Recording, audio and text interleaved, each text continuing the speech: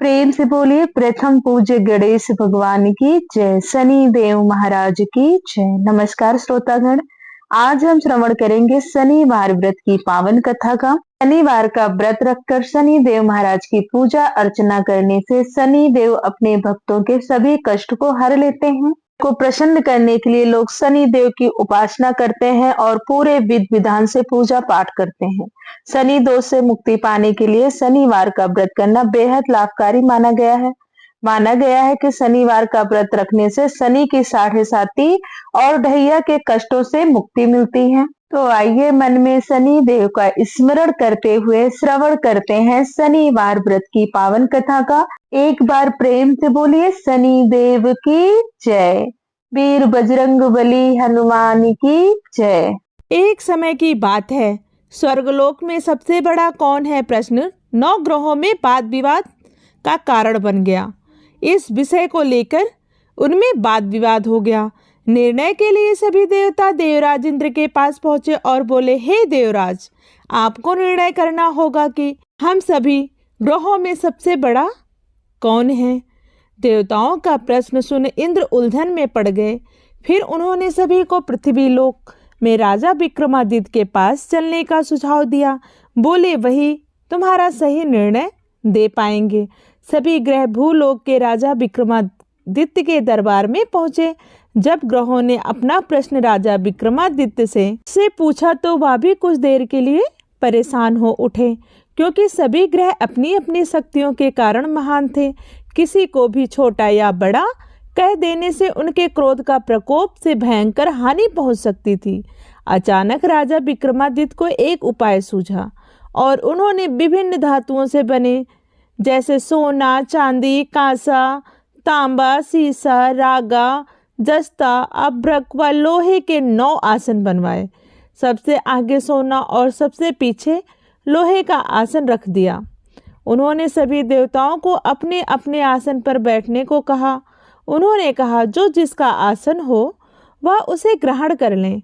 जिसका आसन पहले होगा वह सबसे बड़ा तथा जिसका बाद में होगा वह सबसे छोटा होगा। लोहे का आसन सबसे पीछे था, इसलिए शनि देव समझ गए कि राजा ने मुझे सबसे छोटा बना दिया। राजा के इस निर्णय से शनि देव को बहुत क्रोध आया। वह राजा से रुष्ट होकर बोले, हे राजन, आपने मुझे सबसे पीछे बैठाकर मेरा अपमान किया है। तुम मेरी शक्तियों से परिचित नहीं हो। सूर्य एक राशि पर 1 महीने, चंद्रमा 2 महीने 2 दिन, मंगल 1.5 महीने, बुध और शुक्र 1 महीने, बृहस्पति 13 महीने रहते हैं। लेकिन मैं किसी भी राशि पर 2.5 वर्ष से लेकर 7.5 वर्ष तक रहता हूँ। बड़े बड़े देवताओं को मैंने अपने प्रकोप से पीड़ित किया है। अब तुम भी मेरे प्रकोप से सावधान रहना। शनि देव के मुख से ऐसी बातें सुनकर राजा विक्रमादित्य बोले, जो कुछ होगा भाग्य में देखा जाएगा। इसके बाद अन्य ग्रहों के देवता तो प्रसन्नता के साथ चले गए, परंतु शनिदेव बड़े क्रोध के साथ वहां से विदा हुए। कुछ समय बाद जब राजा विक्रमादित्य पर 7.5 की दशा आई तो शनिदेव ने घोड़े के व्यापारी का रूप धारण किया और बहुत से घोड़ों के साथ विक्रमादित्य के नगर की ओर पहुंचे। राजा विक्रमादित्य उन घोड़ों को देखकर एक अच्छे से घोड़े को अपनी सवारी के लिए चुना और उस पर चढ़े। राजा जैसे ही उस घोड़े पर सवार हुए, वह बिजली की गति से दौड़ पड़ा। तेजी से दौड़ता हुआ घोड़ा राजा को दूर एक जंगल में ले गया और फिर राजा को बीच जंगल में गिराकर वह घोड़ा गायब हो गया। राजा अपने नगर लौटने के लिए जंगल में भटकने लगे, पर उन्हें कोई रास्ता नहीं मिला। राजा को भूख प्यास लग गई। बहुत घूमने पर उन्हें एक चरवाहा मिला। राजा ने उससे पानी मांगा। पानी पीकर राजा ने उस चरवाहे को अपनी अंगूठी दे दी और उससे रास्ता पूछकर जंगल से निकलकर पास के नगर में चल दिए। नगर पहुंचकर राजा एक सेठ की दुकान पर बैठ गए। राजा को कुछ देर दुकान पर बैठने से सेठ की बहुत बिक्री हुई। सेठ ने राजा को भाग्यवान समझा और उसे अपने घर भोजन पर ले गए। सेठ के घर में सोने का एक हार खूंटी पर लटका हुआ था। राजा को उस कमरे में छोड़कर सेठ कुछ देर के लिए बाहर चला गया।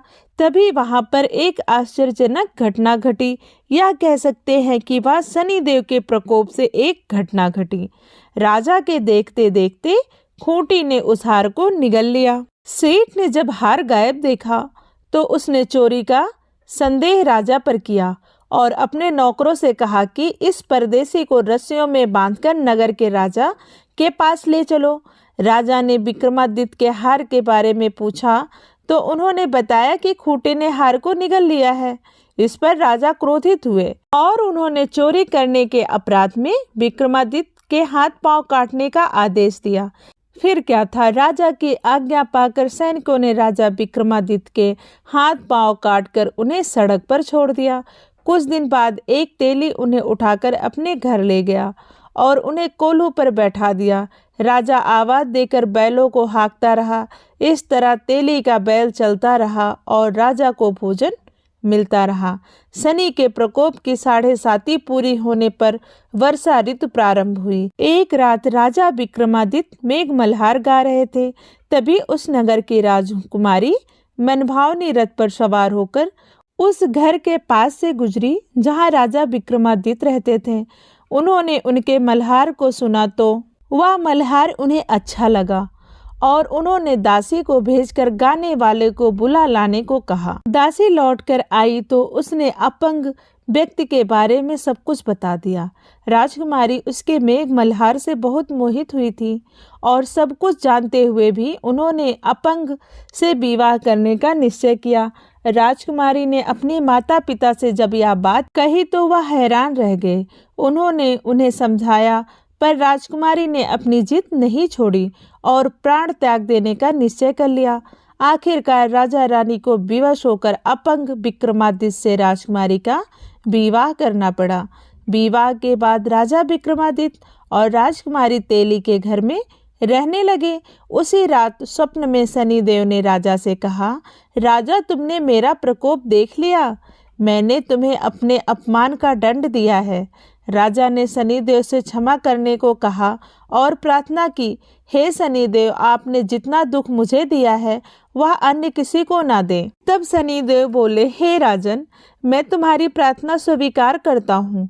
जो कोई स्त्री पुरुष मेरी पूजा करेगा, कथा सुनेगा, जो नित्य ही मेरा ध्यान करेगा, चींटियों को आटा खिलाएगा, वह सभी प्रकार के कष्टों से मुक्त हो रहेगा तथा उसके सब मनोरथ पूर्ण होंगे। यह कहकर शनिदेव अंतर्ध्यान हो गए। प्रातः काल जब राजा विक्रमादित्य की नींद खुलती है तो देखते हैं कि उनके हाथ पांव वापस आ गए हैं। अपने हाथ पांव को देखकर राजा विक्रमादित्य को बहुत खुशी हुई। उन्होंने मन ही मन शनिदेव को प्रणाम किया। राजकुमारी भी जब राजा के हाथ पांव सही सलामत देखती हैं तो वह आश्चर्य में डूब जाती हैं। तब राजा विक्रमादित्य ने अपना परिचय देते हुए शनिदेव के प्रकोप की सारी कहानी सुनाई। इधर सेठ को जब इस बात का पता चला तो दौड़ता हुआ आया और राजा विक्रमादित्य के चरणों में गिरकर क्षमा मांगने लगा। राजा विक्रमादित्य ने उसे क्षमा कर दिया क्योंकि वह जानते थे कि यह सब तो शनिदेव के प्रकोप के कारण हुआ था। सेठ राजा विक्रमादित्य को पुनः अपने घर ले गया और उन्हें आदर पूर्वक अपने घर में भोजन कराया। भोजन करते समय वहाँ एक आश्चर्य हुआ। सबके देखते देखते उस खूंटी ने हार उगल दिया।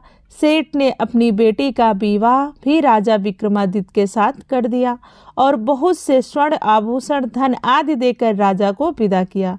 राजा विक्रमादित्य राजकुमारी मनभावनी और सेठ की बेटी के साथ अपने नगर वापस पहुँचे तो नगर वासियों ने हर्ष के साथ उनका स्वागत किया। अगले दिन राजा विक्रमादित्य ने पूरे राज्य में घोषणा कराई कि जो शनिदेव सब ग्रहों में सर्वश्रेष्ठ हैं, प्रत्येक स्त्री पुरुष शनिवार को उनका व्रत करे और व्रत कथा अवश्य सुने।